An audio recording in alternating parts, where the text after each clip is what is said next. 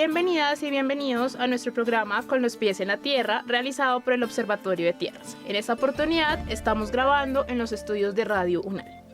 Hoy la mesa de trabajo está a cargo del Semillero de Propiedad Agraria de la Pontificia Universidad Javeriana y en la conducción nos acompaña Juan Manuel Hoyos, estudiante de Ciencia Política de la Universidad Nacional de Colombia, y quien les habla, Lina María Zárate. En el Control Máster nos está apoyando Edgar Huasca.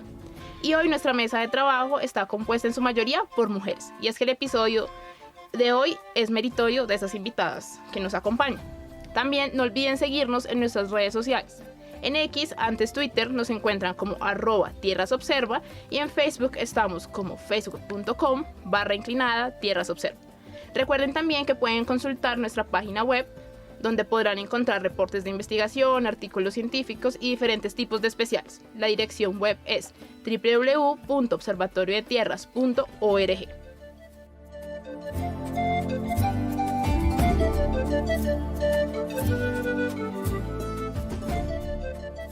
Muchas gracias, Lina. Es un gusto compartir este espacio. El día de hoy tenemos 3 invitadas muy especiales. Pero primero, muchas gracias a nuestros oyentes. Bienvenidos a este episodio titulado Mujer en entornos rurales.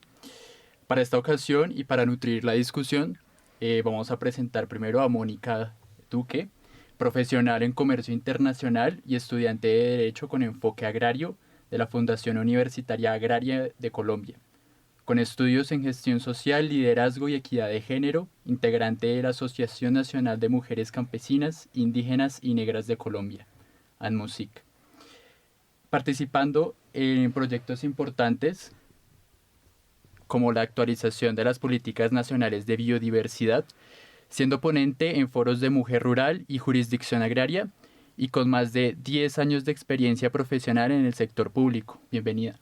Bueno, muchísimas gracias y les agradezco primeramente por permitirme hacer parte de este proceso y pues acá apoyar con el tema de la evolución en esa conquista de derechos por parte de las mujeres, sobre todo en la ruralidad, que es en donde se ha visto más la afectación hacia estas mujeres rurales, el campesinado en general, pero nuestras mujeres campesinas son quienes han sido más flageladas, no solamente en temas de violencia, sino en tema de vulneración de derechos, y ha sido un camino bastante duro. Aún nos hace falta muchísima conquista, pero ahí vamos.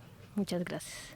En segundo lugar tenemos a Angie Catherine Prieto, abogada, especialista en Derecho de Tierras y magíster en Derecho con énfasis en investigación. Es docente del curso de Derecho y Política de Tierras en Colombia, en la Universidad Nacional de Colombia. Su trayectoria académica y profesional dan muestra de un conocimiento amplio sobre el derecho agrario en Colombia. Bienvenida. Bueno, muchísimas gracias por la invitación, sobre todo pues a este conversatorio de este espacio tan importante, un tema de gran relevancia actual, y pues les agradezco nuevamente la invitación. Por último y no menos importante, tenemos a Luz Amanda Pazui Miticanoy, mujer indígena del pueblo Camentzá del Valle del Sibundoy, Putumayo, socióloga de la Universidad Nacional de Colombia, especialista en Derechos Humanos y Derecho Internacional Humanitario, candidata a magíster en Derechos Humanos, Transición y Posconflicto en la Escuela Superior de Administración Pública, con una amplia experiencia en los procesos de atención, asistencia y reparación a las víctimas del conflicto armado. Es un gusto compartir este espacio con usted. Muchísimas gracias. De mi parte, extender un saludo a quienes nos escuchan, agradecer, por supuesto, a la Universidad Nacional y a la Mesa de Trabajo por convocarme a este espacio. Creo que es absolutamente relevante que en estas discusiones sobre el rol de la mujer, la reforma rural integral y todos aquellos procesos que conducen a la consolidación de la paz pueda tener un lugar relevante y preponderante la diversidad que tiene la población colombiana, justamente en el reconocimiento de los pueblos étnicos, los pueblos indígenas, las comunidades negras, afrocolombianas, raizales y palenqueras, el pueblo rom y la población campesina, que es finalmente quien hace parte de esta realidad. Muchas gracias. Bueno, muchas gracias a ustedes por estar presentes en este espacio, así que sean bienvenidas. Y como el episodio de hoy nos dice, hoy la discusión es alrededor de la mujer. Y la mujer en estas diferentes dimensiones, especialmente en el ámbito rural, pero también todas estas preguntas que nos surgen alrededor, por ejemplo, de la tierra, el territorio, los núcleos familiares y estas consecuencias que también podemos ver en política pública. Es decir, hay bastante tela por cortar. Y la pertinencia de este espacio es porque actualmente en el país y en los diferentes ámbitos, tanto legislativo, ejecutivo, político o incluso desde los movimientos sociales, hay diferentes discusiones al tema de la problemática de la tierra y su uso, que desde diferentes autores y autoras se ha abordado, pero también temas como el desarrollo agrario y que a veces la noción del campesinado se ha tomado un poco a la ligera. Y también los temas de los efectos simbólicos, por ejemplo, han sido temas que consideramos se pueden profundizar mucho mejor. Por ejemplo, para el caso del campesinado, sabemos que tuvo un reconocimiento como un sujeto de especial protección en el Acto Legislativo 01 de 2023, sobre el cual también hay un podcast disponible en nuestra página web. Y tenemos entendido que este acto legislativo intenta entender más allá al campesinado que meramente como un trabajador agrario. Y con este pequeño contexto normativo que, sin querer desmeritar, también se ha convertido en un hito en materia de reconocimiento, también queremos hablar de lo performativo que es el Estado, de lo que se habla y se construye desde allí. Sin embargo, todo esto se debe leer con cuidado y con pinzas cuando estamos hablando de logros, por ejemplo. Las comunidades que han hecho parte de la implementación del Acuerdo de Paz de La Habana del 2016, en las que se destacan acciones desde enfoques étnicos, raizales, palenqueros y campesinos, y que a pesar de ello siguen siendo tenidos en cuenta de una manera significativamente menor que otros actores sociales. Y ha habido muchos obstáculos para la integración de sus saberes. Y teniendo pues en cuenta esto, queremos también mirar al interior de las comunidades y distinguir esas particularidades. Y uno de los factores que nos llaman la atención y que nos convocan hoy es el papel de la mujer y esas contribuciones que han tenido desde el ser mujer para el cambio de las dinámicas generadoras de conflictos en su territorio.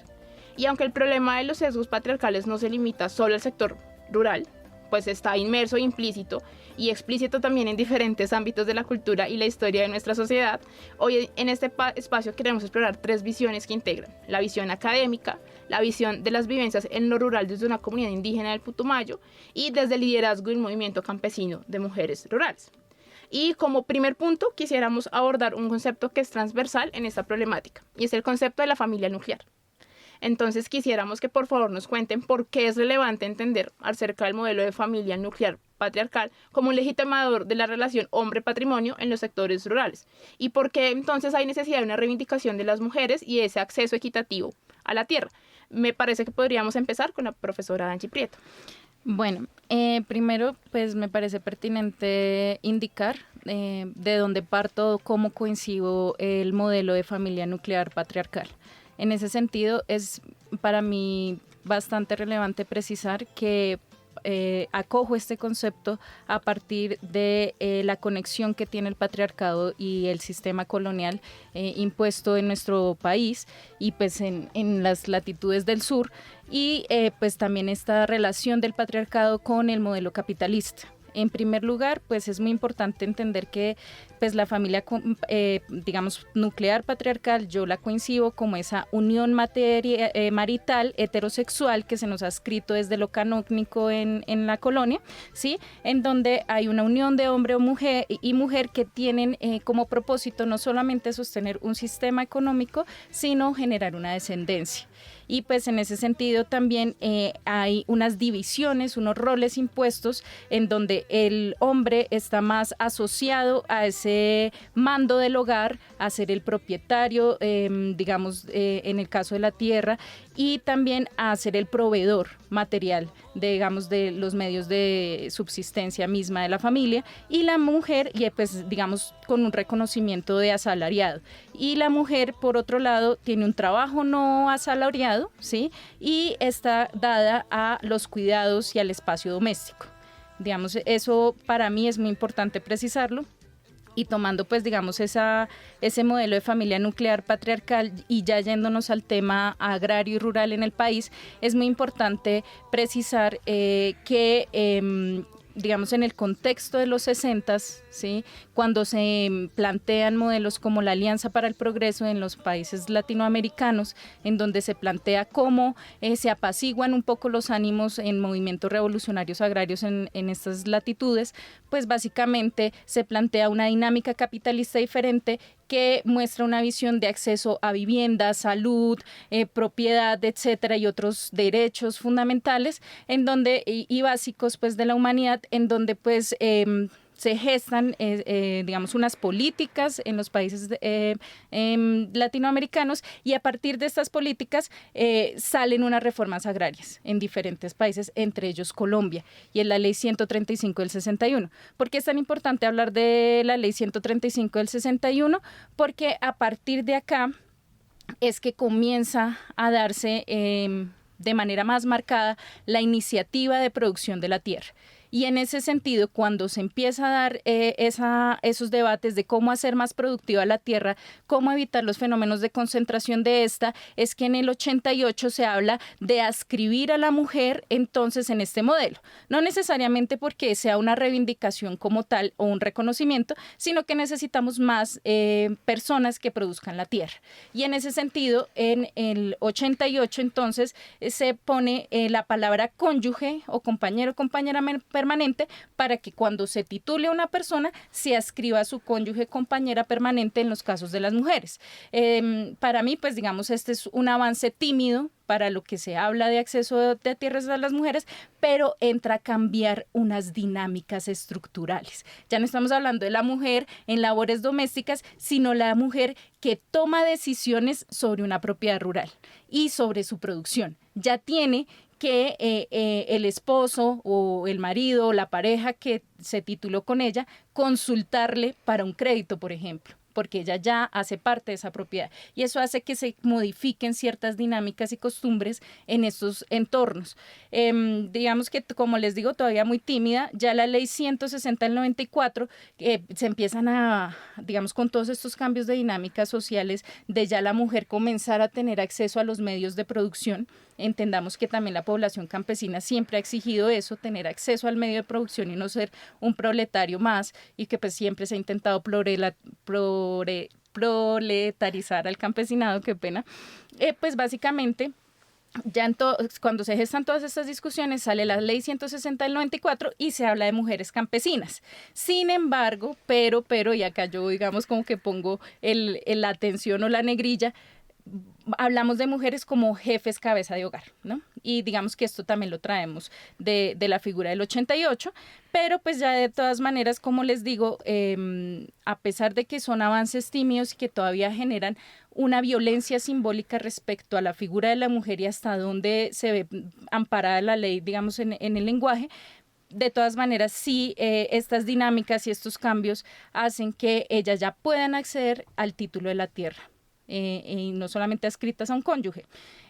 Pues una ley que es muy importante en esta materia es la 731 del 2002, que ya promueve las formas de favorecer y darle un carácter prioritario de acceso a la mujer rural. Y esto es muy importante. Pero otra vez entonces entramos en el tema de que jefes de hogar, y digamos que volvemos a la misma dinámica, o víctimas del conflicto, como que hace estos dos énfasis. Y pues ya, digamos, leyes como la ley 1232 del 2008 también mantiene esta figura de cabeza de familia, pero ya vemos acá en estas dinámicas, por ejemplo, con la autoridad de tierras, que la mujer comienza a tener un factor muy importante y es el político. Y comienza entonces a interactuar con la institucionalidad y empieza a ser parte, por ejemplo, de las juntas directivas o consejos directivos, por ejemplo, de la Agencia Nacional de Tierras o las anteriores autoridades de tierras que eran el INCORA y el INCODER. Y pues ya finalmente también es muy importante hablar de autos como el 092 del 2008, que habla de pilas, porque cuando usted hace políticas públicas o va a implementar con también víctimas del conflicto, debe hacer un enfoque diferencial, y ese enfoque diferencial agrega el género. Esto también se acentúa con la ley 1448, muy importante en nuestro país, de 2011, la ley de víctimas y restitución de tierras, y ya el acuerdo final, a pesar de toda la malinformación mediática, pues que hizo que este acuerdo estuviera transgredido y después tuviese que adscribirse a otras figuras jurídicas, sí mantiene intacta una figura en sus principios muy importante, y es el enfoque de género, y lo ascribe a la mujer independientemente de su estado civil. Y eso es muy importante porque entendemos ya que la mujer no tiene que estar casada con para tener acceso a la propiedad, que es una tradición propiamente de la colonialidad en nuestro país, para adscribir a la mujer acceso a la tierra y también tener una independencia económica. Y pues ya esto lo trae el decreto ley 902 del 2017, más importante aún la ley 1900 del 2018, que habla otra vez de ese carácter prioritario de la mujer rural, pero entonces, bueno, digamos que yo acá tengo unos paréntesis porque en esta ley se metieron unos micos, por decirlo así, jurídicos, en donde se están tratando también otros temas que no tienen que ver a la mujer, pero principalmente ese es el objeto, y ya pues finalmente hablamos del decreto 1396 del 2024, que amplía aún más el espectro y las concepciones y las diferentes formas en que las mujeres se pueden enunciar y solicitar esa garantía del derecho al acceso a la tierra. Finalizo mi primera intervención indicando que esto es muy importante y este espacio es muy importante, digamos, a partir de estos modelos de dominación y digamos, de todo este esquema colonial, cuando estamos haciendo partícipes en este escenario a una mujer campesina y a una mujer indígena. ¿Por qué? Porque nos estamos desadscribiendo entonces de hablar por el otro, ¿sí? Y esto también ha hecho que en las mujeres pues se haya ejercido con estas legislaciones y políticas públicas violencia simbólica, porque se ha hablado por ellas y se les ha limitado muchas veces solamente a su rol como dadoras de vida, ¿sí? Y digamos que no necesariamente las mujeres, todas tienen que ser, por ejemplo, madres para solicitar una reivindicación de sus derechos. Bueno, yo creo que ha sido un contexto bastante significativo y que nos aporta elementos para esta discusión, porque desde allí podemos comenzar a hilar estos otros aspectos. Lo normativo sabemos que no siempre responde a las realidades, pero sí nos dan unas pistas significativas en qué estaba pasando en ese momento en la sociedad y cuáles discusiones estaban siendo las preponderantes, al menos que llegaron a unos entornos legislativos. Y con eso, teniendo en cuenta todo lo que la profe estaba aportando, queremos hacer una pregunta, y es cómo, desde el punto de vista simbólico, estos roles que se han impuesto a las mujeres en la ruralidad han obstaculizado su participación en la institucionalidad o en el acceso a políticas públicas o incluso en el diseño de normas. Quisiéramos escuchar en esta ocasión a Mónica Duque. Bueno, yo creo que es importante dar un contexto histórico primeramente con estos roles, destacando lo que hablaba mi compañera Angie con el tema de la época colonial, en donde en esta época quien era el que suministraba o era el proveedor siempre era el hombre. Y vemos que en esta época la mujer no tenía derecho ni siquiera a escoger a su pareja. Como tal, en esta época, quienes escogían eran sus padres, y antes debían de hacer un pago para elegir, entre comillas, a un buen esposo, y este buen esposo no era una persona que respetara sus derechos, sino era una persona que iba a ayudarle económicamente. Daban una dote que no era para ella, era para su pareja, y era una dependencia total, en donde la mujer tenía que estar en una sumisión que era 100%, y su rol era 100% en la casa. En esa época éramos, yo creo que el 80-90% rurales, todo era agropecuario, porque Colombia siempre ha sido un país agropecuario, en donde la mujer trabajaba, pero no devengaba, no tenía salario. Estaba dirigida solamente para el rol de madre, pero su rol como mujer estaba totalmente aislado. Ya cuando se empieza con el tema de la revolución industrial, que empiezan a haber unos cambios y empiezan a emerger unas necesidades en donde empiezan las mujeres que eran quienes hacían el trabajo de costura, pero lo hacían muy del hogar, porque hacían parte de sus labores y de sus enseñanzas, ya que ellas no podían aprender, digamos, temas educativos en cuanto a lecturas, en cuanto a matemáticas, sino tenían que ser roles exclusivamente del hogar, coserle al marido, saber cocinar. Y cuando empezamos con el tema de la revolución industrial, se ve que las mujeres son quienes poseen esos saberes en su mayoría, y empezamos a ver la necesidad de que ellas también sean proveedoras. Y empieza una migración desde lo rural, ya empezamos al tema del urbano. Pero digamos que estas mujeres sí tenían un ingreso, pero un ingreso que no les correspondía a ellas. Entonces, cuando nosotros vemos eso, y sobre todo en la ruralidad, en donde muchas no pudieron hacer ese desplazamiento, mantenían esta dependencia económica. ¿Por qué? Porque no tenían derecho ni siquiera a la tierra, todo era de la pareja. Lo que trabajaban no les correspondía, sino tenía que ser de la pareja. Por eso esta familia patriarcal ha afectado muchísimo el rol de la mujer. La incidencia política era mínima. En el momento ni siquiera la mujer estaba con cédula, porque la primera mujer fue la señora Carola en el año 1954, la mujer del presidente Rojas Pinilla en esa época. Y digamos que fue la primera actuación de reivindicación de derechos, porque al menos ya tenía un poder para decidir en cuanto a política. Era muy mínimo, porque realmente era un tema simbólico, como lo mencionaban ustedes. Acá estamos hablando de simbolismos, porque la reivindicación de derechos muchas veces está precisamente a simbolismos. Entonces, más adelante se empieza a trabajar con esta reivindicación de los derechos de las mujeres y se consigue algo muy importante, y es la Ley 30 del 88, en donde por fin se le da derecho a las mujeres al acceso a la tierra.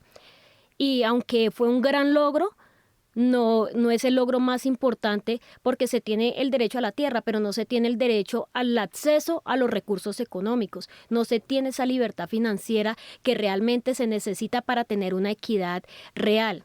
Ya más adelante, cuando se empieza a trabajar la Ley 731 del 2002, que con la organización a la cual hago parte de ADMUSIT, fuimos parte tanto de la Ley 30 del 88 como de la Ley 731 del 2002, y en este momento estamos haciendo parte para esta reforma de la Ley 731, haciendo las modificaciones que dan emergidas pues de las necesidades.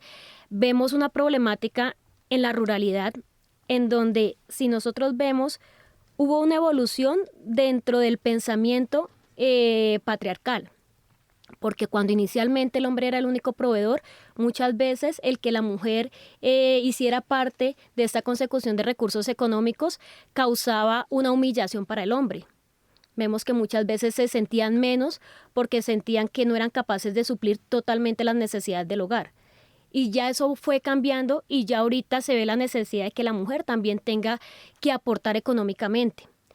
Pero cuando vemos esta relación en donde ya empezamos a cambiar un pensamiento, listo, ya tenemos una equidad en cuanto a aportes económicos, pero vemos que la mujer tiene una recarga bastante fuerte físicamente. ¿Por qué? Porque la mujer, para poder trabajar y poder hacer esa consecución, tiene que doblar sus esfuerzos. Entonces vemos a mujeres que se levantan a las 3 de la mañana, las que trabajan en la ruralidad, y muchas veces cuando se tienen estas fincas grandes en donde se tienen trabajadores, se tiene que levantar para realizar el desayuno, para realizar el almuerzo para sus trabajadores, para tener a sus hijos listos, para ir a la escuela, para arreglar la casa, y ahí sí poder ir a trabajar para tener un recurso pequeño para sus cosas personales, que muchas veces, y yo creo que el 90% del recurso de la mujer siempre es destinado al hogar.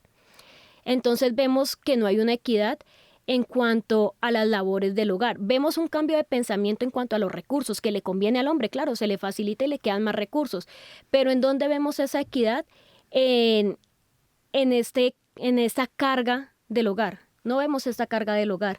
Entonces vemos que no hay una mujer con derecho a la recreación, vemos que no hay una mujer con derecho al descanso. Y si nosotros nos ponemos a analizar en la ruralidad, los espacios de esparcimiento, valga la redundancia, están dados hacia los hombres. Cuando nosotros vemos qué es lo que se crea en la ruralidad para que haya un momento de distracción, vemos canchas de tejo que están destinadas a los hombres, podemos ver billares que están destinados a los hombres, podemos ver cantinas que están destinadas a los hombres, y muchas veces las mujeres tienen que adaptarse a estas actividades que son, digamos, que naturales de los hombres para poder distraerse, pero que no son, digamos, no hacen parte de las necesidades de distracción que tenemos las mujeres, porque si bien es cierto, nosotros estamos propendiendo por una equidad, sabemos y debemos respetar las diferencias que tenemos entre hombres y mujeres. Sabemos que naturalmente somos diferentes, tenemos necesidades totalmente diferentes, y lo que se está buscando es una equidad en derechos. Entonces, cuando uno habla de igualdad, muchas veces escuchamos a personas que nos responden, pero ¿cuál igualdad? O sea, si la igualdad ya está, ustedes pueden trabajar igual que las mujeres pueden trabajar igual que los hombres. Las mujeres tienen acceso a todos los recursos igual que los hombres, pero cuando nosotros vamos a ver la realidad, no es así, porque la mujer sigue dependiendo, la familia sigue dependiendo, esta familia nuclear, del trabajo de la mujer. Cuando la mujer decide iniciar familia, tiene a sus hijos, es quien debe de ocuparse y debe de perder, no digamos que invertir los primeros 2 años principalmente de la vida de su menor, dedicándolo 100%. Si la mujer pretende salir a trabajar, cuando nos dirigimos a unas entrevistas de trabajo, una de las preguntas siempre es, ¿tiene hijos? ¿Qué edades tienen? ¿Quién se los cuida? Y la calificación de a quién contrato depende muchísimas veces de si la mujer tiene este espacio o no tiene este espacio. Al momento no veo un entrevistador que le pregunte a un hombre, ¿tiene hijos? ¿Quién se los cuida? Porque sigue siendo un trabajo dirigido hacia las mujeres. Y en la ruralidad es muchísimo más, porque el Estado tiene muy olvidado el campesino. El Estado no llega a la ruralidad. Aún estamos en un tiempo en donde esperamos que la ruralidad sea la que llegue al Estado. Y muchas veces no es así. Y doy un ejemplo muy sencillo en cuanto al derecho a la salud. Una mujer en la ruralidad que se encuentra embarazada, se encuentra en trabajo de parto, va a buscar un transporte para acercarse a un centro de salud que la pueda ayudar y no hay un transporte. Si no tiene el acceso a un vehículo particular con una persona que lo maneje, no puede acceder al derecho a la salud que tienen las demás mujeres en la parte urbana. Y así hay muchísimas dificultades que aún tenemos nosotros, o todavía estamos trabajando, mejor dicho, en esa conquista de los derechos de las mujeres.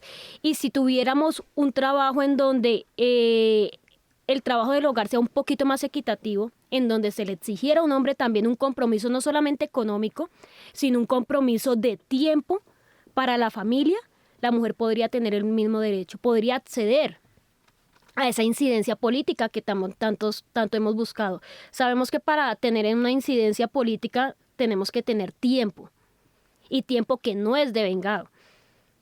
Y si nosotros no contamos con ese tiempo porque se lo dedicamos a la familia, ¿en qué momento vamos a tener equidad en incidencia política? Y de allí es que vienen los cambios de las leyes. De ahí las leyes empiezan a estar a favor o en contra de las mismas mujeres. Entonces, el rol de la mujer ha cambiado muchísimo, ha mejorado. Por eso inicialmente hablaba de que hemos conquistado muchísimos derechos, pero para llegar a una equidad aún nos falta muchísimo. El rol del hombre ha cambiado. Ahorita hablamos de las nuevas masculinidades, pero esas nuevas masculinidades no están llegando a la ruralidad.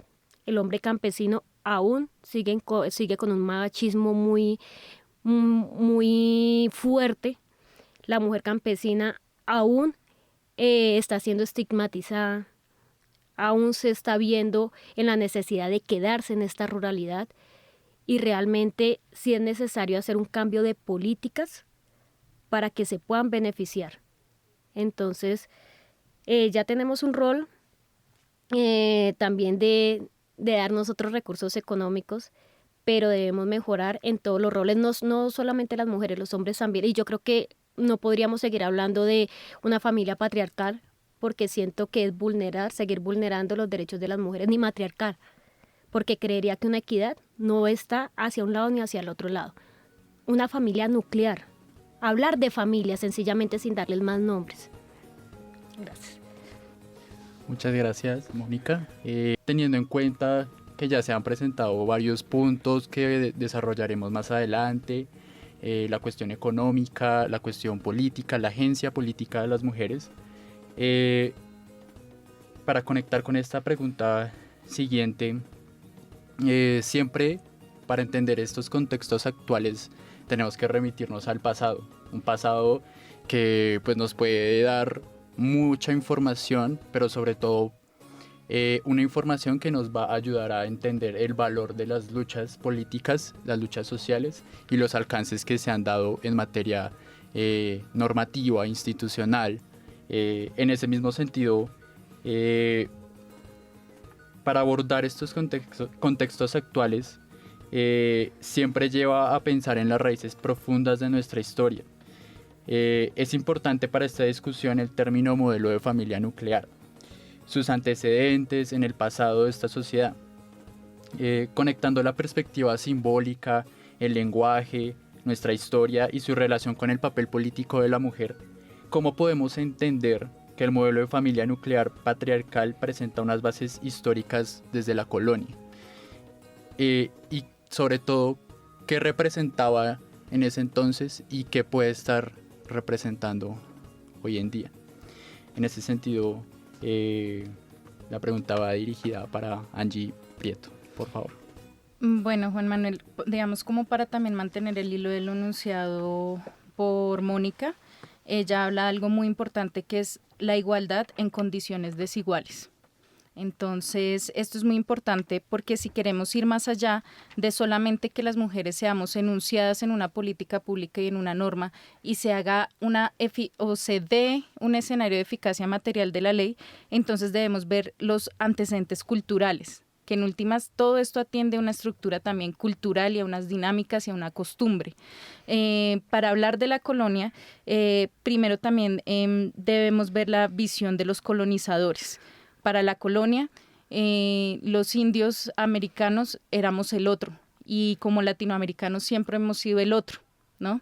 Ese otro que no se adscribe a las dinámicas hegemónicas globales que atiende a veces la economía, precisamente por nuestras prácticas culturales y nuestra diferencia, ¿sí? Entonces, ese indio, ese otro también se gesta en las mujeres, sobre todo porque la colonia, por ejemplo, desde España a Colombia, tenía gestadas raíces como las leyes del martillo de las brujas. Esta ley del martillo de las brujas, que más o menos creo, pues ahí sí me corrigen la imprecisión, creo que es 1504, pero básicamente lo que busca es una persecución de brujas en donde se cataloga a la mujer como inferioridad biológica. Y entonces esta mujer, con estos inicios del determinismo biológico que tanto nos ha afectado como latinoamericanos hasta el día de hoy y que la ley ha amparado también de cierta manera, pues sea una persecución porque somos pues las que venimos de Eva, ¿no? Y entonces, y Darwin inclusive, porque la academia también se ha prestado para legitimar este tipo de percepciones, pues indicaba que teníamos una raza inferior, ¿sí? Y que nos avalaba la intuición, pero que de todas maneras éramos una raza inferior.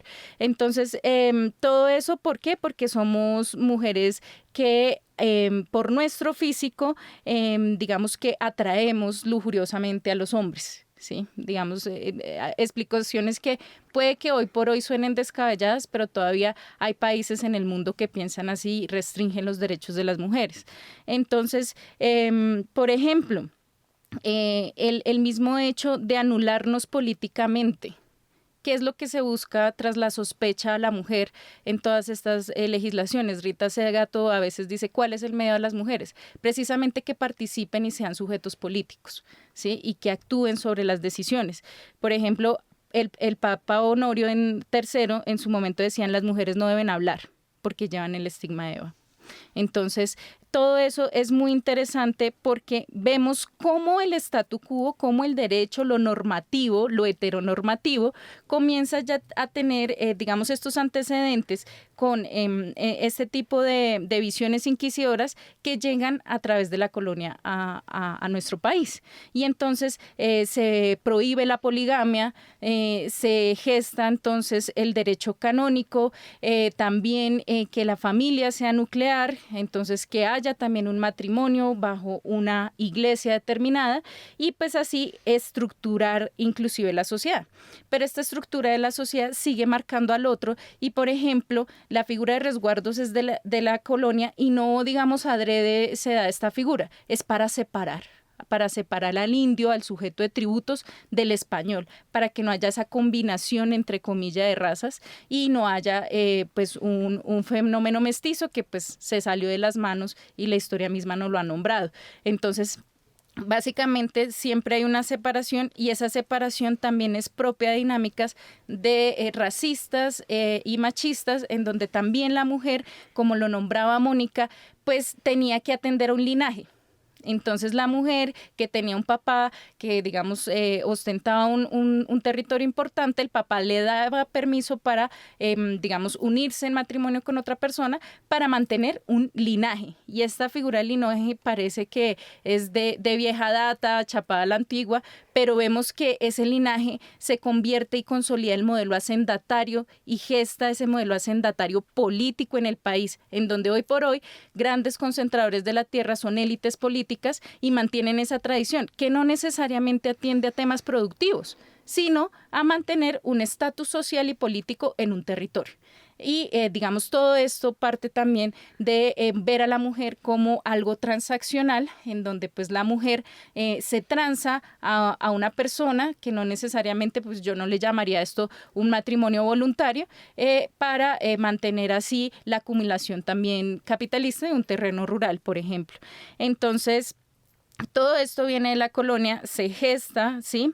Se habla también, y hay algo muy importante, que se habla de las mujeres indias proclives a la explotación sexual. Y hay una compilación de 1680. Entonces, como ellas son proclives, ellas deben pasar en unas casas por las noches para no ser proclives. Entonces acá vemos una visión que también gesta, por ejemplo, que las mujeres sean las culpables de las agresiones, ¿no? Como en ponerle esa carga y entonces ocúltese si no quiere ser materia de una agresión sexual. Y esto muy consolidado al tema de propiedad, porque si una mujer no tiene poder de decisión, pues pasa de ser una figura transaccional para mantener un linaje y pasa a ser propiedad inclusive de un mismo hombre. Entonces, ¿cómo eso tiene vigencia hoy? Pues que todo lo que yo estoy mencionando parece que se quedó en el pasado, pero cuando vemos estructuras, como les digo, como el modelo hacendatario que mantiene un poder político en el país, ¿sí? Pues vemos que siguen siendo muy vigentes, ¿sí? Y que hoy por hoy, inclusive, jueces legitimen la violencia simbólica y también jurídica en su actuar, cuestionando a la mujer por la ropa que llevaba en el momento de la agresión, pues mantiene esa estructura y esa visión de que ella es una propiedad y como propiedad también se debe cuidar, etcétera, cuando esto es un tema de comunidad, de visión cultural, que en últimas ha sido gestado y amparado por el mismo derecho. El derecho ha legitimado también estas prácticas y hay que hacer también una crítica de esa visión del derecho, en donde el derecho hasta el 88 le dice a la mujer, se puede adscribir a un hombre para tener propiedad, hasta el 88. Entonces, todo eso, digamos que me parece muy importante si queremos ver la relevancia y la vigencia actual, digamos, de este tema. Bueno, hilando a la intervención de Angie Prieto, queremos regalar el siguiente punto nerd. En Colombia, de acuerdo con el DANE, en 2021, en el informe que se presenta titulado Situación de las mujeres rurales en Colombia, muestra que en el país 5.851.880 son mujeres rurales. Y ojo con esto, que de este número, el 75.3% se identifica como mujer campesina. De igual manera, se identifica que el porcentaje de 24.5% de las mujeres rurales que se reconocen dentro de algún grupo étnico. Para hilar la conversación que se ha dado hasta este punto, a partir de esta imagen institucional, claro, que sabemos que tiene un claroscuro, sobre la caracterización parcial de las mujeres rurales en Colombia, quisiéramos preguntar lo siguiente: ¿qué ocurre o qué ha ocurrido en las comunidades presentes en Colombia? ¿Qué puede estar ocurriendo, por ejemplo, con la mujer campesina, la mujer indígena, la mujer negra, afrocolombiana, raizal, palenquera? Y quisiéramos escuchar en esta oportunidad a Luz. Bueno, muchas gracias. Yo creo que en este punto de reflexiones hay muchos elementos que podemos, digamos, recoger para un análisis un poco crítico frente a lo que significa el patriarcado, la familia nuclear y, digamos, la identificación y reconocimiento de estos tres sistemas de opresión que han estado tanto en el diálogo que ha presentado a Angie como Mónica, relativos, por un lado, al patriarcado como sistema de opresión, pero dependiente de un sistema capitalista, y al tiempo que hace parte de un mecanismo de colonización en nuestro espacio territorial, ¿no? En nuestra región. Yo creo que resaltar esa triada es absolutamente importante para comprender qué es lo que pasa con las mujeres en Colombia. las campesinas, las indígenas, las afrodescendientes y en general a todas las mujeres. En este análisis no puede estar ausente ninguno de esos tres mecanismos de opresión. Y en el reconocimiento de esa opresión está el lugar de las mujeres étnicas, desde la postura de la resistencia y la emancipación. Siempre ha sido un proyecto político desde el momento de la colonización, justamente emanciparse de esos tres elementos, digamos que ampliamente han explicado nuestras dos compañeras, ¿no es cierto? ¿Por qué? Porque uno debería entonces, con todos estos elementos que se han puesto en la mesa, pensarse qué pasaría entonces en un pospatriarcado. ¿Qué elementos deberían estar integrando esa nueva construcción social, un poco distante de lo que es hoy un modelo socioeconómico heteronormativo, que es el que establece esta idea de familia nuclear con papá, mamá e hijos, que es, entre comillas, el ideal, reforzado por toda una concepción religiosa y que entra con tanta violencia a nuestro contexto y a nuestra población en nuestro territorio original. Preguntarse entonces cuál debería ser el modelo de desarrollo que necesitamos, ¿cierto? Si uno se devuelve a la norma, a la Constitución, que es norma de normas, encuentra finalmente que responde a un modelo neoliberal que viene amarrado al capitalismo. Entonces, preguntarse en ese sentido qué es lo que necesitamos para poder avanzar, para deslegitimar, desestructurar y reconstruir nuestra sociedad desde lo que esperamos como sociedad, pasa por cuestionarse incluso esto que se reconoce como un logro, que Lina decía hace un momento deberíamos coger con pinzas porque parecieran logros, pero que en últimas dejan por debajo, como elementos subyacentes a la discusión, los orígenes del patriarcado que siguen manteniendo vigente esta dinámica de opresión. Entonces, qué bonito sería podernos pensar, por ejemplo, desde las discusiones de la misma América y las epistemologías del sur, toda esta construcción de la decolonización para crear un nuevo proyecto de sociedad que plantee la posibilidad de desestructurar ese patriarcado y desestructurar también desde el modelo económico que nos han impuesto, porque hasta tanto ello sea así, realmente las relaciones entre los seres humanos y el lugar que le otorgamos a las cosas, a la naturaleza, a la tierra, al cosmos, al pensamiento propio, al conocimiento tradicional, va a seguirse manteniendo en el mismo lugar. Para nosotros como pueblos étnicos la discusión se plantea desde la cosmogonía. ¿Qué lugar tiene el ser humano, no mujer, no niño, no hombre, ¿sí? En sus diferentes etapas que ahora se reconocen como interseccionalidad de enfoques, sino el ser humano desde su propio lugar, la cultura que desarrolla en sus contextos territoriales y en sus contextos humanos frente a la naturaleza.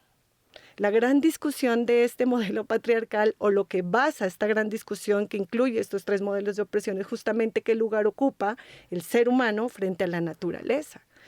Decía hace un momento la maestra Angie que hay un gran desarrollo normativo. Entre ese desarrollo normativo, por ejemplo, está la Ley 89 de 1989, que hasta hace pocos años, creo que 2, 3 años, reconocía a los pueblos indígenas como salvajes. Hace 2 años, cuando nuestra Constitución ya tiene 30 años y cuando las discusiones sobre los derechos de las comunidades étnicas y los pueblos tribales se vienen dando desde el Convenio 169 de 1989. Entonces, uno se pregunta sobre la vigencia y la permanencia de estos elementos en esta discusión de reconstrucción de sociedad sobre el principio del ser humano, de la humanidad, de la dignidad, de la equidad, que es sobre lo que se trata esta discusión de fondo y cómo entonces esperamos construir, qué tenemos para aportar a la construcción de esta nueva sociedad, pero mirando desde el tuétano de la problemática, no una visión superficial, que es la que siempre a veces nos conlleva el análisis académico, que afortunadamente aquí tenemos, digamos, una riqueza de miradas para pasar ese análisis académico hacia lo concreto, hacia el impacto social en las comunidades. ¿Qué es entonces lo que necesitamos para sobrellevar esta situación? Revisar nuestro modelo económico basado en el capitalismo, donde la cultura y el ser humano se separa de la naturaleza porque la naturaleza se vuelve un elemento de explotación, donde la humanidad se vuelve el elemento o el instrumento explotador, donde la fuerza de trabajo se convierte en, digamos, aquel elemento que enajena al ser humano de su propio ser y el relacionamiento con el territorio. Esa es la discusión de las mujeres étnicas, ¿sí? Por eso, de fondo, la lucha, digamos, por el reconocimiento de las mujeres dentro de sus propios sistemas y formas de desarrollo, formas de pensamiento, planes de vida, planes de no desarrollo, planes de buen y largo camino, o lo que en un principio que construyó la epistemología del sur en este momento, que es muy hermoso, que se llama el summa causai, que es el buen vivir, el vivir bonito. La mujer no tiene que diferenciarse del hombre, sino que entra a ser parte de ese reconocimiento del ser humano con sus propios aportes a un proceso de desarrollo, a un plan de vida, en el camino de la consecución de un bien común, de acuerdo a su propio desarrollo cultural, a lo que su propio sistema responde, a lo que sus propios intereses definen o construyen. Entonces, más allá, digamos, de la extensión de normas que se puedan emitir en el Estado, porque creo que Colombia es uno de los estados que más normas maximalistas tiene, porque somos un estado maximalista, social, el titular es enorme, estado social de derecho, con infinidad de normas. De pronto la maestra Angie, que es experta en todo este tema jurídico, nos puede decir cuántas normas sobre garantía de derechos de mujeres puede tener el Estado colombiano, pero cuando uno va a ver el cumplimiento en la realidad, en la implementación de políticas públicas, en la implementación de planes de acción, en la ejecución de concertaciones, consultas previas de ejecución de proyectos con la participación de comunidades, por ejemplo, pues realmente es irrisorio. Entonces, digamos que devolvernos a la discusión desde el origen, desde lo que significa para nosotros una construcción de una sociedad alejada de lo heteronormativo, alejada del capitalismo, decolonial, con un pensamiento decolonial, no patriarcal, implica repensarnos como sociedad también sobre qué es lo que queremos. Ese es el punto de discusión central de la postura o de la posición de la defensa de los derechos de las comunidades de pueblos étnicos.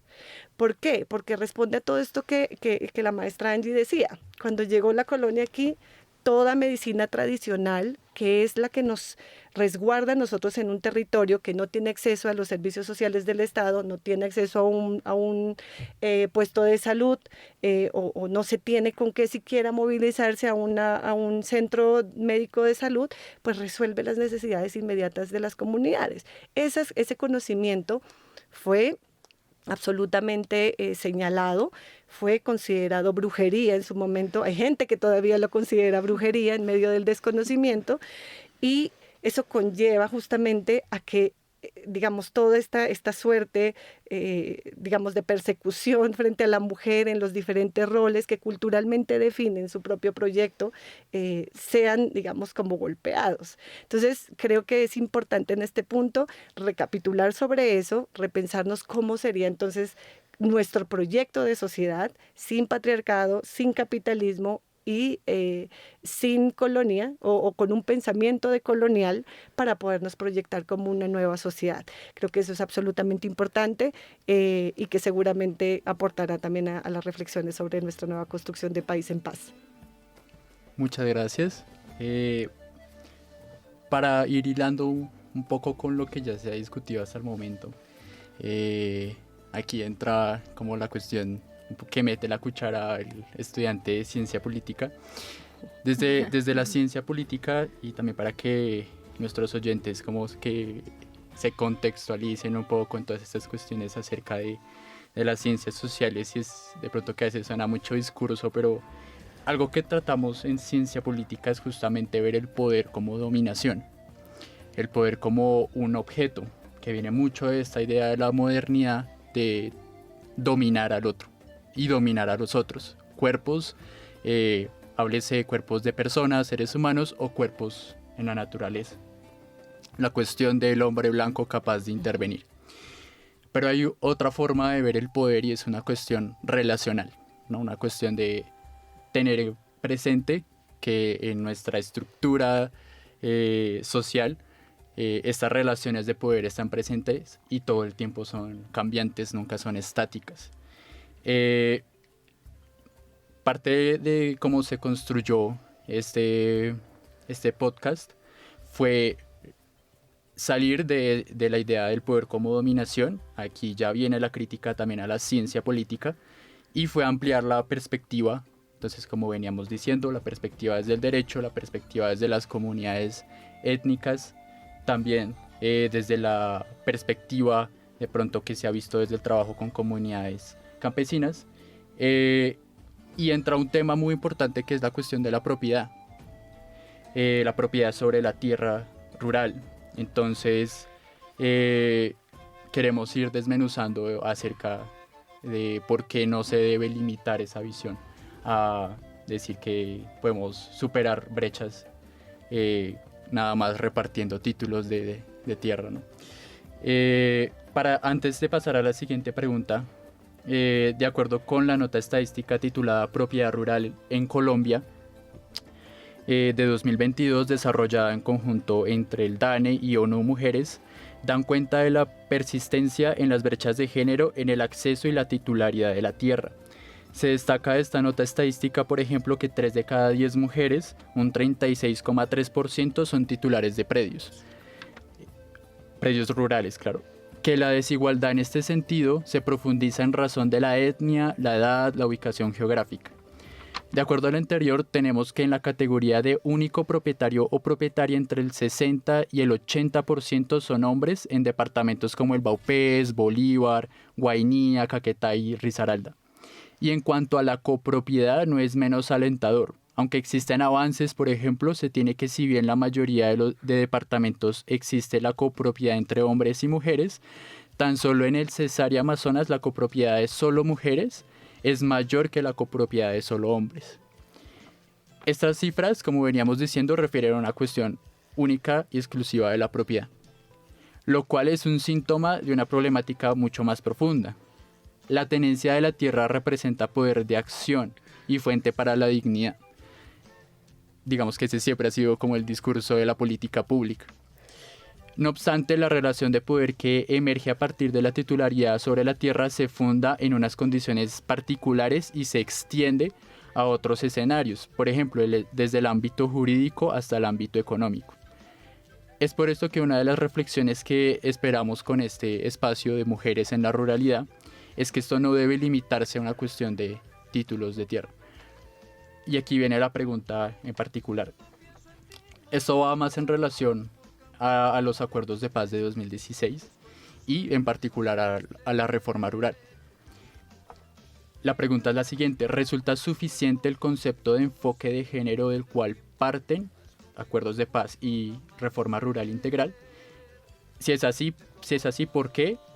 ¿Y cuál ha sido el rol de la mujer en la ruralidad en el proceso de paz? Esta pregunta en principio va dirigida para Mónica. Bueno, muchísimas gracias. Digamos que en el proceso de paz la mujer tiene un papel muy importante porque ha sido una víctima invisibilizada. ¿Por qué? Porque cuando nosotros vemos desplazamientos, vemos asesinatos, están dirigidos muchas veces a los hombres, que son quienes han salido a la guerra, pero no nos damos cuenta que esos hombres son esposos, son hijos, que quienes se han quedado solas han sido las mujeres, que las mujeres han sido objeto también dentro de esta violencia, porque sus cuerpos se han vuelto objeto de violencia, porque la mujer ha sido violada, porque la mujer ha sido estigmatizada, ha sido esclavizada también. Entonces, en este rol, la mujer que permanece en su hogar y, entre comillas, no ha sido desplazada, no se tiene en cuenta como víctima. Y si nosotros vemos el contexto de la mujer, ha jugado un rol muy importante porque es quien ha sostenido lo que ha sido la poca familia que le ha quedado dentro de todo ese conflicto armado que ya lleva más de 50 años acá en el país. Entonces, en el proceso de paz, quienes tienen esa vocería, quienes lo vivieron, quienes lo pueden contar, son las mujeres. Quienes continúan con el trabajo en la tierra son las mujeres. Quienes se han quedado en sus hogares han sido las mujeres, quienes han estado enfrente de estas tierras para que no terminen, digamos, de quitárselas como ha pasado muchísimas veces. El hombre sale a buscar el sustento en otra parte, sus hijos salen, han sido desplazados y las mujeres son las que se han quedado solas. Entonces, en este contexto, el tener en cuenta a la mujer como víctima y al tener en cuenta sus necesidades, es tener en cuenta las necesidades de la familia. Y la familia es el núcleo de la sociedad. Entonces, al tener en cuenta a la mujer, eso tiene una repercusión que es bastante grande en la sociedad. De allí son las necesidades principales, porque muchas veces tendemos a hablar de necesidades en una mesa sin contar con la gente, con las vivencias de la gente. Entonces, muchas veces estas políticas están creadas muy superficialmente y no tienen la incidencia que realmente debería tener una política. En cuanto al acceso de las tierras, sí es un principio importante, pero no es el único principio. Tenemos muchísimos campesinos con tierras y en este sentido no quiero dirigirme solamente al tema de la mujer campesina, sino al campesinado como tal. Tenemos muchísimas personas sí que tienen sus tierras, pero muchas veces no tienen cómo trabajarlas, o muchas veces tienen los frutos, pero no tienen los recursos económicos para la comercialización. Muchas veces el terreno para sacar esos productos no es apto, entonces tenemos tierras, pero no tenemos acceso a los recursos económicos como tal. Vemos cosechas perdidas dentro de la ruralidad. Vemos cosechas por las cuales pagan una miserableza, precisamente porque el campesino no tiene la forma para comercializar su propio producto, porque no cuenta con el acceso al conocimiento para hacer una transformación de su producto, porque no tiene el conocimiento, no tiene los recursos para poder almacenarlo y poder sacarlo paulatinamente. Entonces, nosotros no podemos hablar solamente de derecho del acceso a la tierra o de derecho a los recursos económicos, porque hay más recursos. Tenemos el recurso a la salud, tenemos recurso a la recreación, a la educación, a la incidencia política. Entonces, es un conglomerado de derechos que no están dirigidos solo y exclusivamente a la tierra. La tierra es el primer paso, sí, pero no es todo para esta reivindicación de derechos y sobre todo en la ruralidad, porque si nosotros vemos el foco de violencia fue en la ruralidad. Y ahorita en muchas partes del país en donde está volviendo a emerger esta violencia, en donde está afectando de nuevo, es en esta ruralidad, es en los campesinos que les ha tocado volver a salir de sus tierras, a los campesinos quienes les han tenido que vivir el asesinato de sus familias. Entonces, el enfoque debe ser un enfoque general, debe ser un enfoque en donde empiece el Estado a llegar al campesino y no al revés. Que se den cuenta que las necesidades del campesino no son las mismas necesidades de una persona que vive en lo urbano, en donde sí tenemos acceso al Estado, pero la forma en la que el campesino puede acceder a él es muchísimo más difícil, más complicada, y muchas veces ni siquiera tiene conocimiento a sus propios derechos, que es por lo cual se debe de establecer una jurisdicción agraria.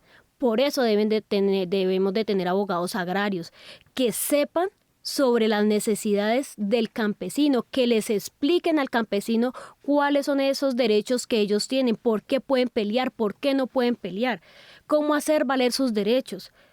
Entonces siempre tenemos digamos que la parte del derecho de todos los temas agrarios que se ha visto sencillamente como una actividad aislada, la tenemos en un derecho civil en donde los abogados no tienen conocimiento sobre las necesidades de los campesinos. Y muchas veces los campesinos piensan o estigmatizan el tema de la ley porque no tienen forma de acceder a la misma o no saben cómo acceder. Entonces el tema de los acuerdos de paz yo siento que son todos dirigidos hacia esta reivindicación del campesino, es volver a sacarlos. Ahorita con el acto legislativo 01 del 2023, es muy importante porque después de muchos años de hablar de campesino, por fin es reconocido como sujeto de derechos. Y es un logro que, decíamos, la Constitución del 91, ¿cuántos años han pasado? ¿Cuántos años han pasado desde que en el mundo se empezó a hablar de derecho agrario? Y Colombia hasta ahora está implementando. Tenemos un atraso muy, muy grande en cuanto a desarrollo de la ruralidad y Colombia es más del 50% rural. Colombia es agrícola, Colombia es campesina. Colombia no es industrial, Colombia no es comercial. Entonces enfocamos las políticas en temas comerciales, en temas agroindustriales con los cuales no somos competitivos y con lo que realmente somos competitivos los tenemos totalmente aislados y ni siquiera tenemos el reconocimiento como sujeto de derechos. Ese ya es un avance bastante grande que nosotros tenemos y hay que seguirle apuntando al cumplimiento de estos acuerdos de paz, no solamente con las tierras, sí hay que seguir cumpliendo con las tierras, pero tenemos que tener ese conglomerado de derechos para que sea una realidad y tengamos una equidad no solamente de género, porque sí es importante la equidad de género, pero es importante tener una equidad de derechos de manera generalizada. Agradezco mucho su respuesta porque creo que precisamente nos da unos visos muy importantes de que a veces desde lo institucional malinterpretamos cómo abordar como las problemáticas que ocurren en el mundo rural y a veces el discurso es como no, hay que titular, hay que formalizar y hay que entregar predios y nos olvidamos de que esta dignidad, lo que usted menciona como los conglomerados de derechos, van desde una mirada holística de cómo garantizar una vida digna desde lo rural. Entonces siento que es el puente ideal para el siguiente dato que quisiera compartir con la mesa de trabajo y con la audiencia, y es que en Colombia, con base en la gran encuesta integrada de hogares, las personas que viven en condición de pobreza en términos porcentuales corresponde a un 33%. Sin embargo, cuando vemos este promedio en zonas rurales, hablamos de un 41%. Y como si la situación no fuese lo suficientemente alarmante, también identificamos que esto cambia según la jefatura de hogar, es decir, si es mujer o si es hombre. Cuando la jefatura de hogar está encabezada por una mujer, la incidencia de pobreza es de un 37.7%, versus cuando la jefatura de hogar está encabezada por un hombre, que es de un 29.5%. Y con esto quisiéramos hacer la siguiente pregunta, y es estas cifras que nos están diciendo sobre el abordaje conceptual de la familia nuclear, la relación dominación tierra y cuerpos e incluso la agencia política de las mujeres. Y esa pregunta la tenemos dirigida en un principio a Luz Pazul. Muchas gracias, Lina. Mira, yo creo, frente a lo que ha expuesto en este último momento, Mónica, que es importante, un poco recapitular, digamos que la consideración de estos tres elementos de patriarcado, capitalismo y colonialismo, pues han sentado, digamos, como las bases para poder crear esta forma de comprensión de desarrollo basado en la familia nuclear, donde vuelvo e insisto, la tierra es un elemento que está separada del cuerpo y de la cultura del ser humano y que, por tanto, digamos, se enajenan la una de la otra y donde no hay posibilidad de encontrar una relación permanente de retroalimentación que permita crear o dilucidar con claridad esa dependencia que tenemos nosotros de la naturaleza y de la tierra en sí misma, ¿sí? Como dos elementos que se alimentan el uno al otro.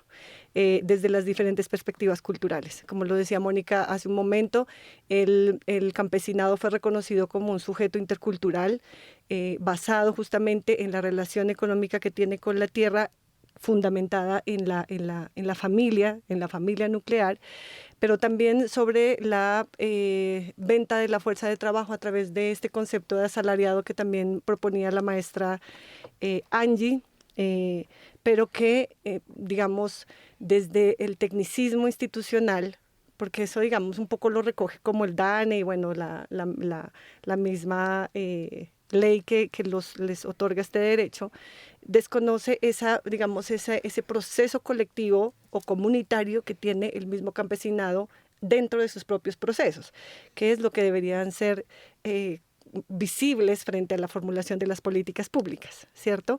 Entonces, digamos que frente a este tema de la construcción de la familia nuclear, la relación de la dominación y la tierra y todo lo que tiene que ver con la agencia política de las mujeres en esos entornos rurales, desde el campesinado, a mí me parece sumamente relevante que digamos que la discusión vaya más allá hacia ese reconocimiento que justamente garantiza al campesinado como sujeto especial de derechos con voz, como sujeto especial de derecho con voz, que puede ser un sujeto aportante a la construcción de la política pública desde rutas de concertación y rutas de participación en la construcción de esa política pública.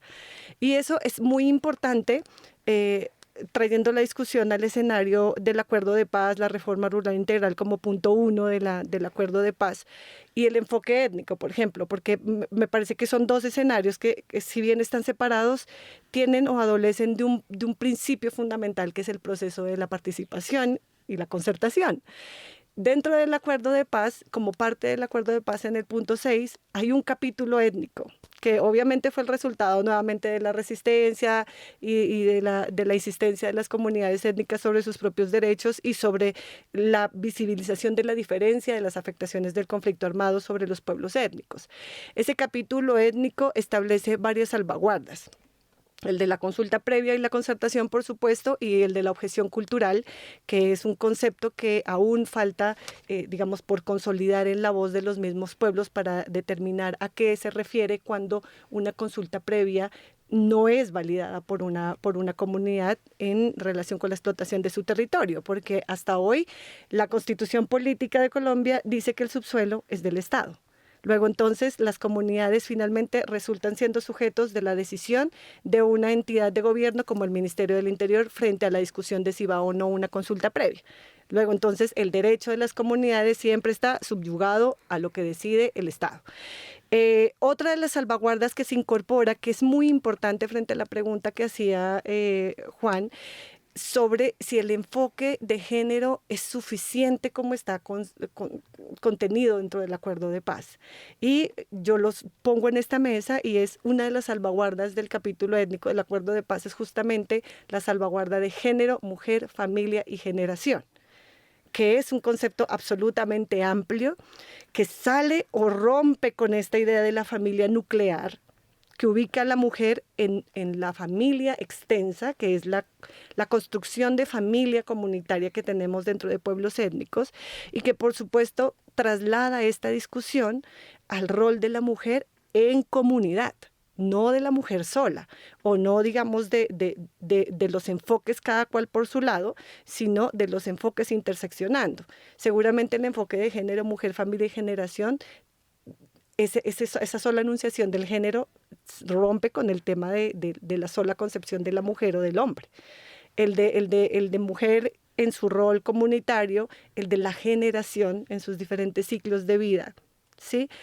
Van muchísimo más allá hacia el análisis del acceso al derecho al territorio, más allá de la posesión y de la titulación, porque en efecto hemos avanzado en la titulación y en la titulación colectiva también.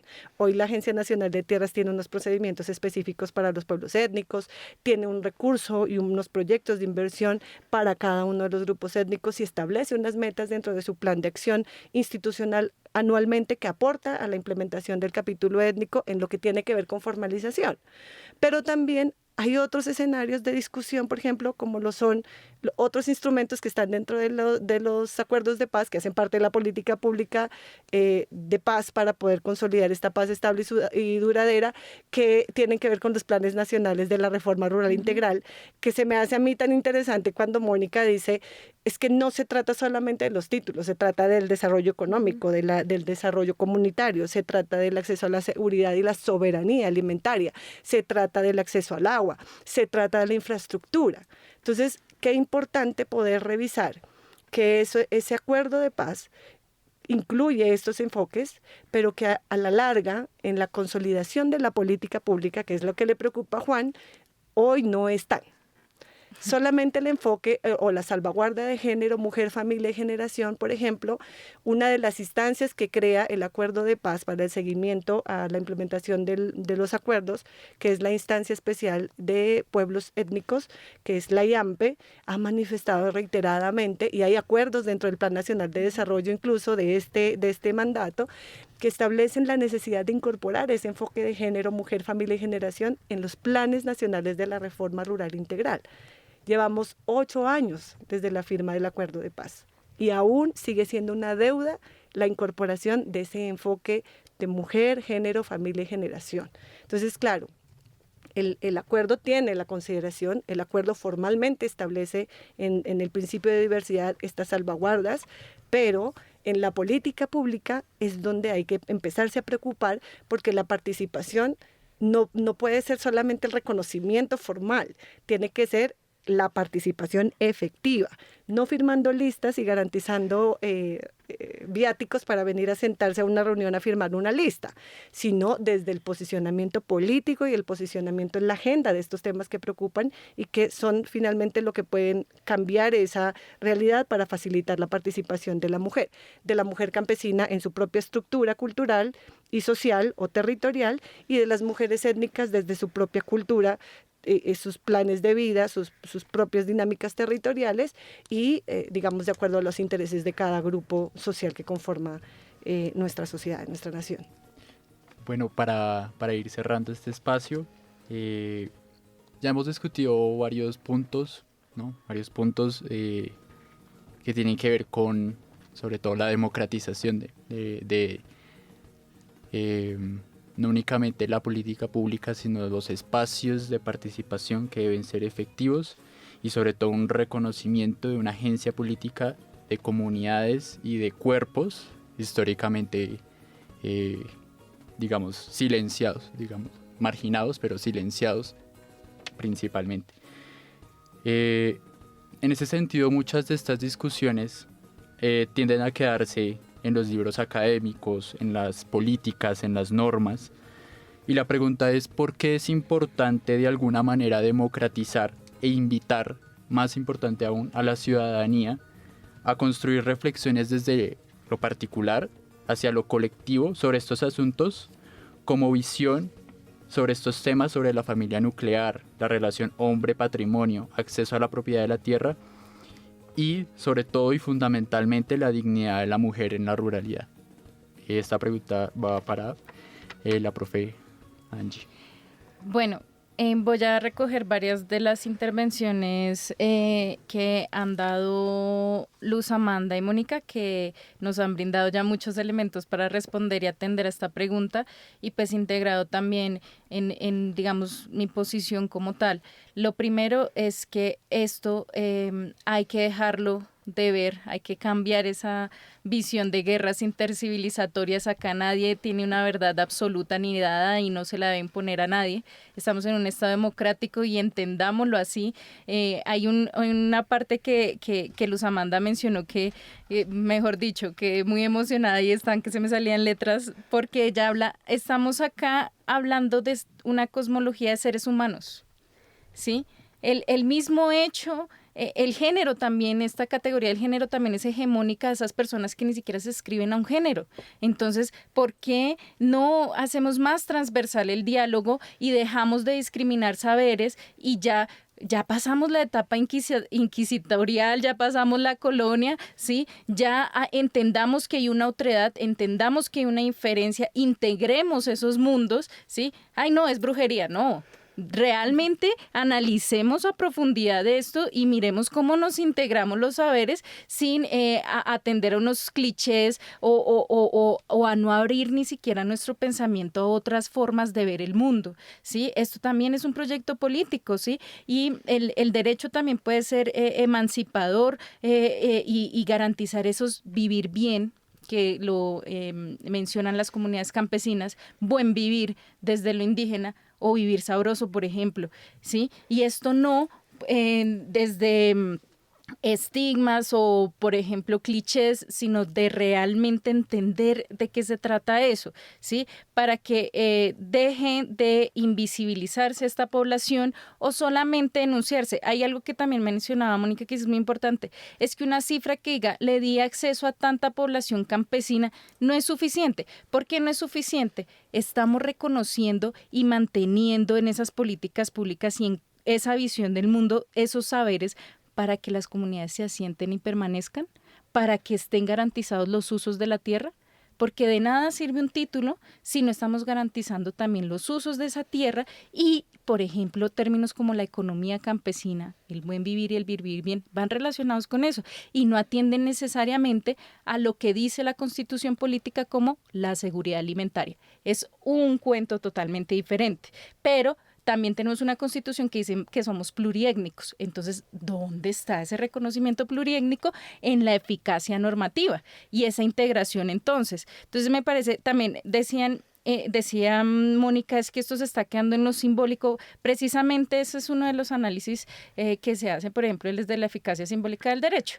El hecho de que se promueva una ley diciendo que se reconoce una población no necesariamente va a tender a que en la realidad se esté reconociendo a la población. ¿Cuáles van a ser esos hechos efectivos para ese reconocimiento y para garantizar, como les digo, ese uso de la tierra y que no se sigan promoviendo dinámicas como el mercado de tierras, que fue la que promovió la ley 160 del 94, en donde ese título hace que la tierra entre al mercado para el que sí tenga los medios y atienda, digamos, a ese libre mercado neoinstitucional, sino realmente a las comunidades y sus visiones. Entonces, eso para mí es muy clave. También cuando hablamos del enfoque de género y eso, no recaer en enfoques de géneros hegemonizantes y también salirnos como mujeres de esos feminismos eurocéntricos. ¿Por qué? Porque el feminismo eurocéntrico está diseñado para unas mujeres de una clase determinada con unas necesidades determinadas. Acá estamos hablando y estamos integrando saberes de campesinas y mujeres indígenas y en ese sentido nos debemos adscribir a unos pensamientos más del sur, más locales, ¿sí? Que ni siquiera ellas mismas se pueden catalogar como feministas, pero que tienen unas formas de emancipación y reivindicación que no tiene el ismo de apellido, por ejemplo. Entonces a mí sí me parece muy importante eso. Por ejemplo, hay una cosa que a mí me llegó hace poco y que me impactó bastante y es cuando mujeres desde la ruralidad dice que algunas dicen que son ecofeministas. ¿Por qué? Porque ellas que dicen, lo que pasa es que la naturaleza y nosotras como mujeres hemos sido tomadas como propiedad privada y la naturaleza y nosotras hemos sido oprimidas, ¿sí? Y esa opresión hay que digamos, sacarla, y en ese paradigma también hay un mensaje muy importante de las mujeres. Estamos cansadas de que se asocie la naturaleza a la figura de mujer, porque entonces también nos está limitando y limita la misma naturaleza. Entonces, inclusive ya dejar ese paradigma de la dualidad, del otro, de la diferencia, no es que somos muchos hablando. Entonces, digamos que no se trata de quedar en el escenario de igualdad de oportunidades, ¿sí? Además, porque ya vimos que estamos en unas condiciones en unos esquemas iguales con condiciones desiguales, ¿sí? Preguntemos si la brecha salarial, por ejemplo, las mujeres ya yéndonos a un escenario urbano, que porque en lo rural las estadísticas son más difíciles. ¿Tienen los mismos ingresos? ¿Tienen el mismo acceso a la educación? No, todavía hay una brecha muy grande. Ahora, si lo mandamos al estadio rural, pues es peor. Entonces, digamos que debemos ir más allá. Inclusive, estos ecofeminismos dicen que las luchas de las mujeres del acceso y derecho a la tierra también corresponde a la naturaleza, a un medio ambiente. No es producir por producir la tierra de manera indiscriminada.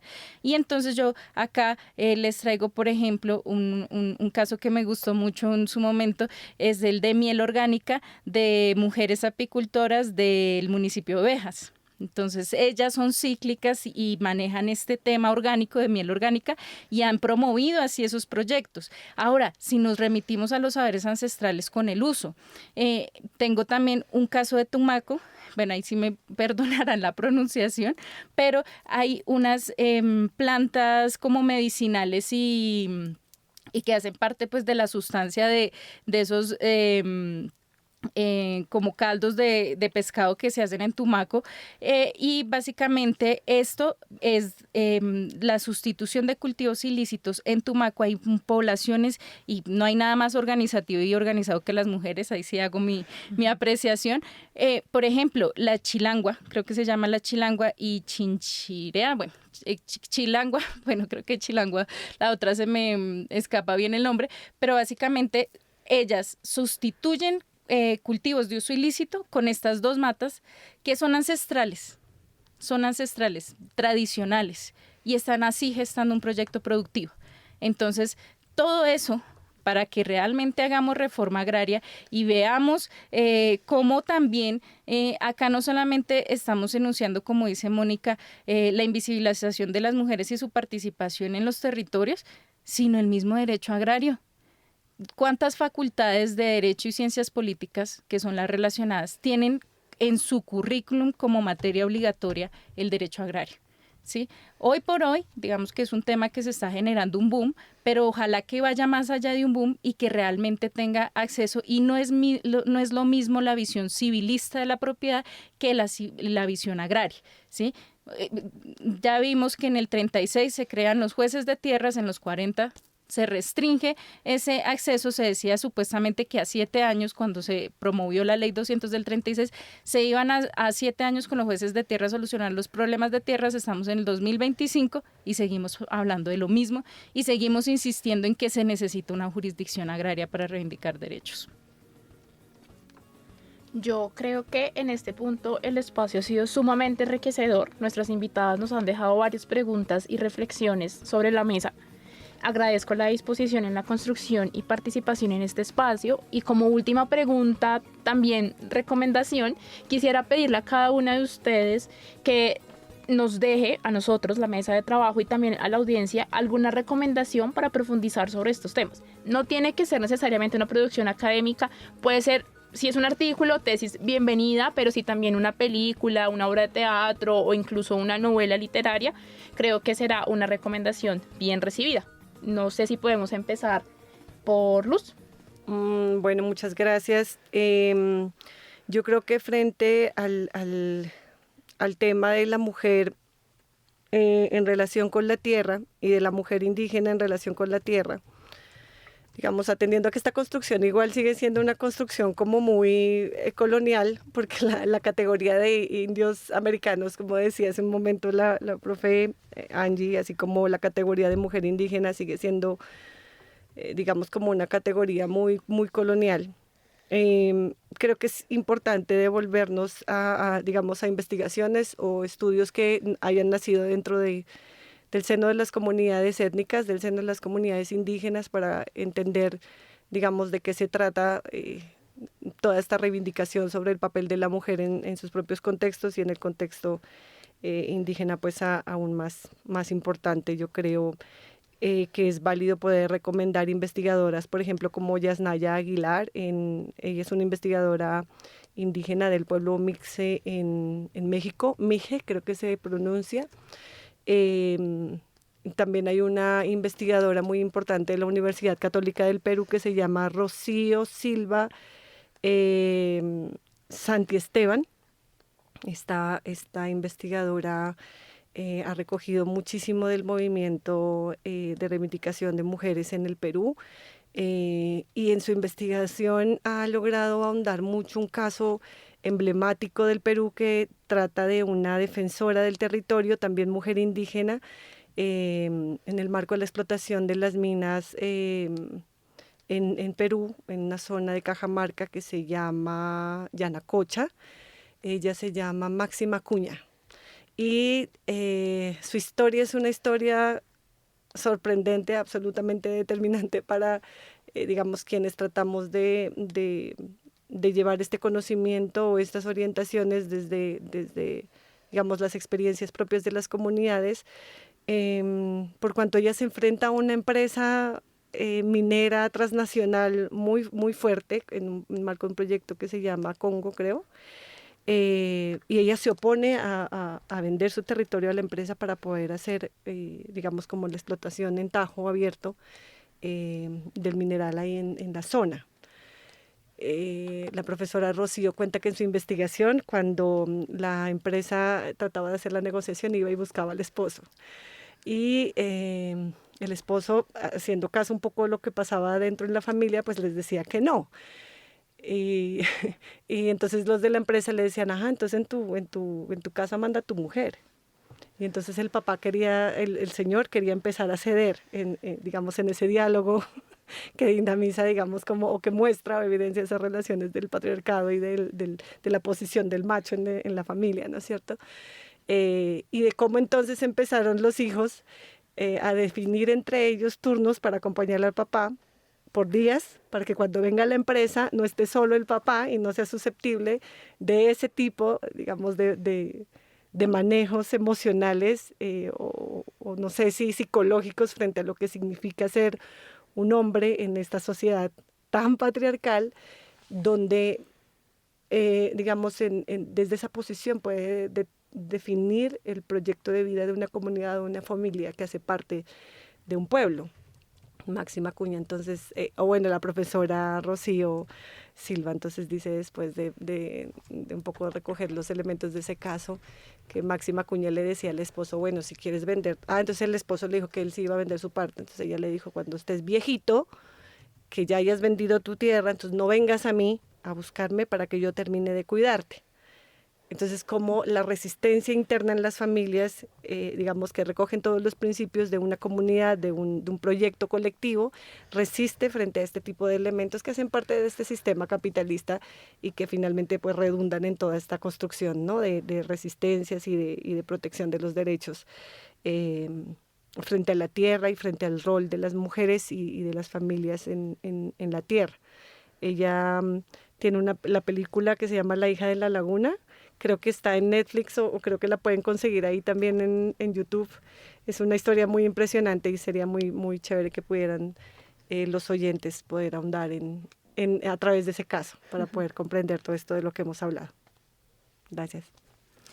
Bueno, digamos que me acordó Luz Amanda con esta carga que le impone también el patriarcado y las dinámicas machistas a los hombres, la película de Los Reyes del Mundo, colombiana, en donde pues se ve cómo si nosotras también queremos hablar de reivindicaciones, tenemos que mirar cómo el machismo también imprime presiones a los hombres y los cosifica y les impone un rol, ¿no? Que no necesariamente corresponde a su querer. Entonces, digamos que esa sería una que se me viene a la cabeza escuchando a Luz Amanda.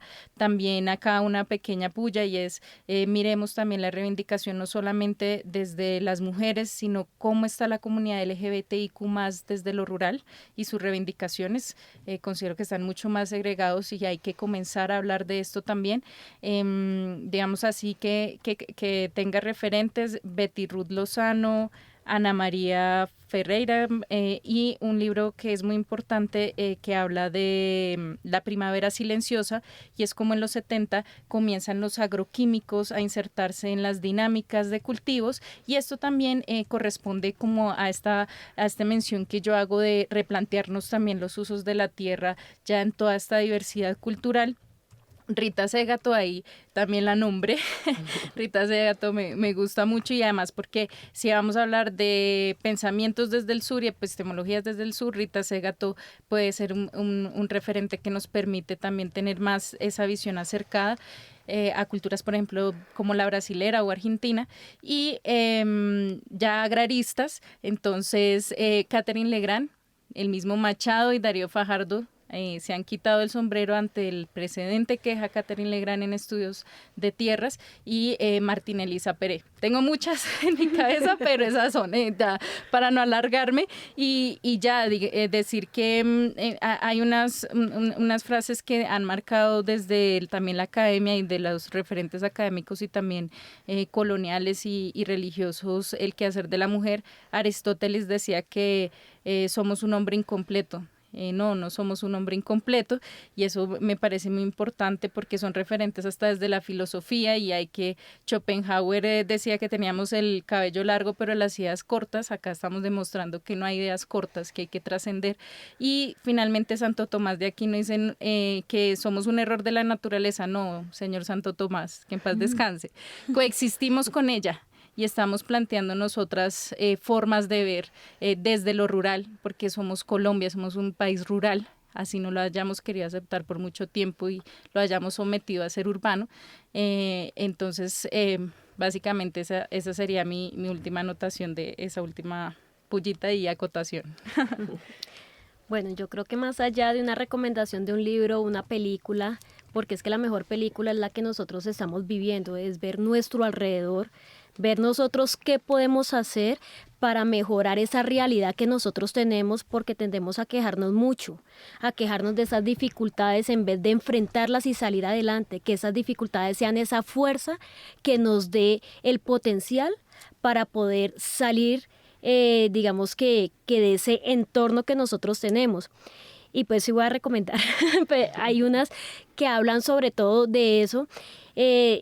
Hay una muy bonita que me encanta, que es de La calle Harvard, una película en donde es una chica que tiene todas las dificultades del mundo, su mamá es una persona viciosa, no tienen qué comer, y a pesar de todas esas dificultades, con mucho esfuerzo, ella saca las mejores notas, tiene la ayuda de sus vecinos porque en la casa no tiene cómo, el bienestar se la va a llevar, se va a llevar a su mamá, su papá es un tipo maltratador, y sin embargo alcanza a llegar a la Universidad de Harvard con muchísimas dificultades. Fue una persona que no se quejó, que no llevó su vida diciendo es que mire cómo me tocó vivir, mire la familia en la que me tocó, mire cómo maltrataban a mi mamá. No siguió esa secuela, porque es que nosotros tenemos que romper con esos esquemas, que romper con ese karma. Si nosotros tuvimos una vivencia, tenemos que parar ahí y decir yo no soy lo que fue mi familia.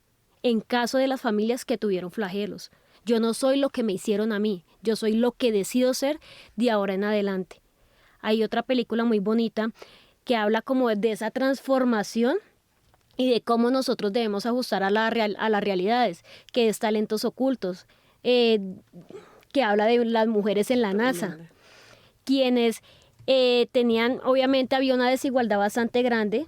Eran mujeres muy pilas que le aportaron muchísimo a la NASA y tuvieron dificultades a la hora porque ellas eran máquinas de matemáticas, y cuando llegaron estas computadoras ellas tenían dos opciones: o se dejan llevar, se dejan morir por estas tecnologías, que eso es lo que estamos viviendo ahorita con las IAs, con estas tecnologías, o nos transformamos para poder seguir en el mundo y salir adelante. Entonces ellas lo que hicieron es ver que estaba llegando algo que las estaba afectando, las estaba amenazando profesional e intelectualmente, y lo que hicieron fue acoplarse y seguir, digamos, ese paradigma. Yo creo que eso es algo que no lo hemos hablado acá, pero va a afectar en el futuro, y es cómo nos va a reemplazar esas IAs, ¿no?